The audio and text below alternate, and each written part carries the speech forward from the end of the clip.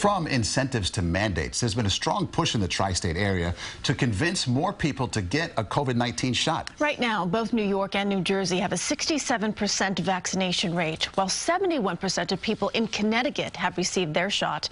But it leaves many in the area still unvaccinated. Whether it's fear, religious beliefs, or wanting more information, when it comes to the COVID vaccine, everyone has their own reasons for getting the shot or holding out. Cindy Hsu spoke to a local youth mentor who was hesitant to get the vaccine, even as his friends hounded him for months. Honestly, I did not trust it.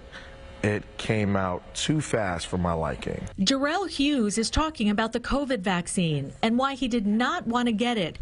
He's the director of after-school programming at the Bronx River Community Center. And even when vaccine drives came to his center, he wasn't ready. For me, as a man of color, first of all, whenever there's something new that's going to be put in your body, you always have reservations about it.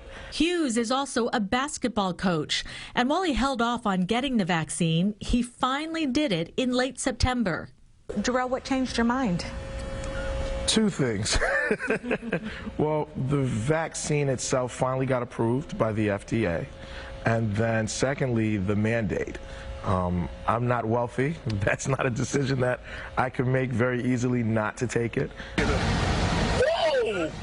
He posted the video on social media, much to the relief of many of his friends like Troy Brown, who'd been trying to convince him for months. He said, I did it. I said, you did what?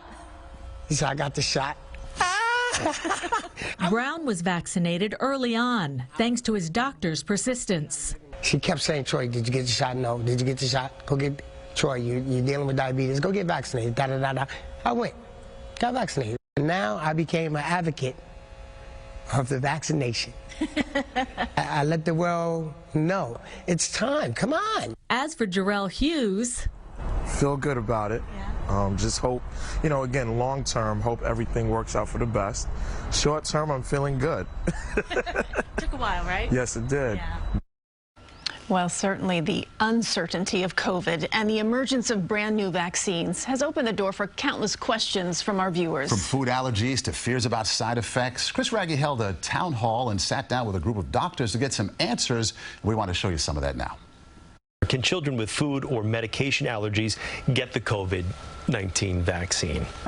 Absolutely. So there are very few contraindications to receiving the vaccine. So really just if you've had an allergy to a previous dose of the vaccine, or if you have an allergy to a component of the vaccine, the most common one being PEG or polyethylene glycol. It's also important to note it's a really simple vaccine. So we like to say there's basically some sugar, some salt, the protein, and then the fat layer that kind of helps slip it into the cell. Absolutely. So it really is a very, very simple and uncomplicated vaccine.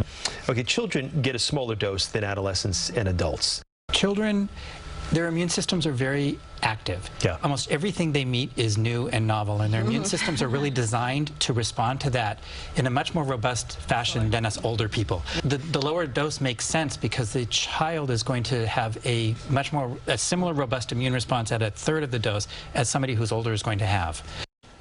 And you can get more answers from those doctors later tonight. Watch COVID-19 Vaccine in Kids Town Hall at 7 p.m. streaming on CBSN New York. It has been more challenging in some areas to encourage residents to get a third dose of the vaccine. But in one local community, people are actually lining up the push behind this booster boom. And it starts with a pitch for one service and ends with a booked vaccination appointment. The resourceful ways an organization is convincing more people to get the shot.